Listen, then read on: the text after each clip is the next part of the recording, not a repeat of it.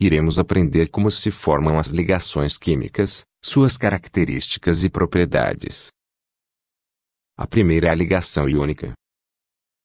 A ligação iônica é formada a partir da atração eletrostática entre cargas diferentes. As cargas elétricas de mesmo sinal se repelem, enquanto as cargas de sinais opostos formam um campo elétrico e se atraem, ficando dispostas no mesmo campo. Um exemplo clássico é a ligação iônica entre o sódio e o cloro, para formar o cloreto de sódio. O sódio tem um elétron sobrando na camada de valência, e o cloro tem 7 elétrons na camada de valência. Portanto, para que eles formem o sal mais estável, o sódio transfere o seu elétron sobrando para o cloro, ficando ambos com 8 elétrons na camada de valência.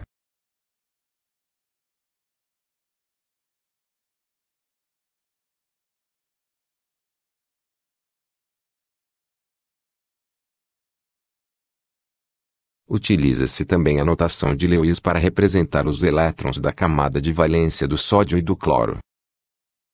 Cada ponto preto representa um elétron da camada de valência. A transferência de uma camada para outra também se processa por atração eletrostática.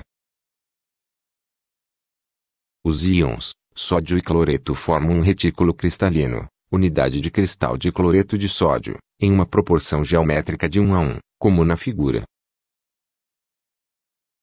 O cloreto de magnésio é outro composto iônico, formado a partir da transferência de 2 elétrons do magnésio para 2 moléculas de cloro, ficando, cada uma, com um elétron transferido.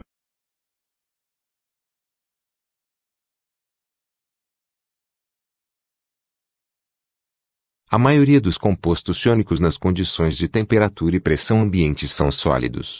Os compostos iônicos possuem um ponto de fusão alto. Compostos iônicos são bons condutores de eletricidade.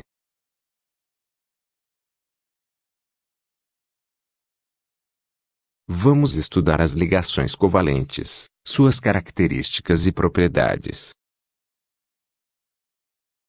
A ligação covalente é formada a partir de elementos que possuem elétrons para compartilhar. Ao contrário da iônica, na ligação covalente os elétrons de um elemento são compartilhados com o outro, que compartilha os seus elétrons também, ou seja, os elétrons passam a constituir a ligação entre eles. O metano, gás de carbono, CH4, é o exemplo clássico de ligações covalentes entre o carbono e o hidrogênio. O gás carbônico, CO2, é formado por ligação covalente entre os elétrons do carbono e do oxigênio, com geometria plana. O dióxido de enxofre, SO2, é um gás que tem que ser monitorado, porque em altas concentrações é venenoso. É formado por ligações covalentes, uma delas coordenada pelo compartilhamento de um par de elétrons do enxofre com o oxigênio. O átomo de nitrogênio junta-se a outro átomo de nitrogênio para formar o gás N2. Eles compartilham 3 elétrons da camada de valência. Compostos covalentes apresentam baixa dureza. Os compostos covalentes são mau condutores de eletricidade.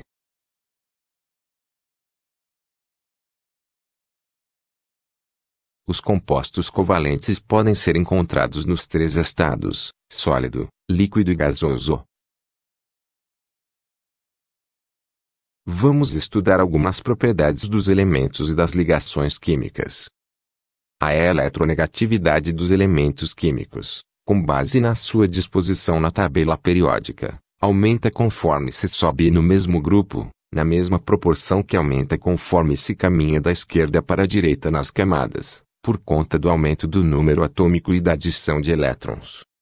Isso ocorre no grupo porque à medida em que vamos subindo vai se retirando uma camada eletrônica de nível superior, ao mesmo tempo em que o núcleo vai diminuindo. Assim, o elétron da camada de valência vai ficando mais livre e menos blindado, bem como a relação entre a distância do núcleo e o seu tamanho vai diminuindo a atração exercida nas camadas, ou níveis, conforme vamos indo da esquerda para a direita na tabela, vai se acrescentando um elétron na mesma camada, de forma a completá-la, aumentando, portanto, a densidade eletrônica do elemento, conferindo uma maior eletronegatividade.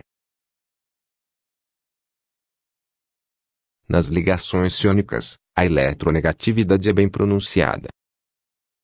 O cloro, mais eletronegativo que o hidrogênio, polariza a nuvem eletrônica, formando um dipolo, cuja resultante é maior do que zero. A polaridade é a propriedade que um elemento possui, por causa de sua alta eletronegatividade e densidade eletrônica, de atrair e conservar a carga eletrônica, deslocando a nuvem e formando um momento dipolo.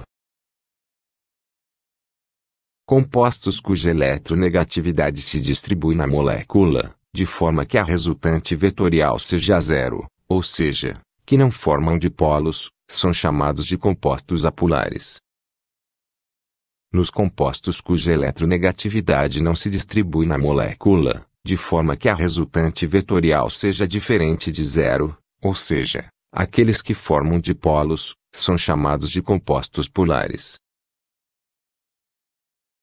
O tetraclorocarbono é um composto apolar, sua resultante é zero, por isso tem características de inércia, diferente do clorofórmio, que possui um momento dipolo e tem características polares.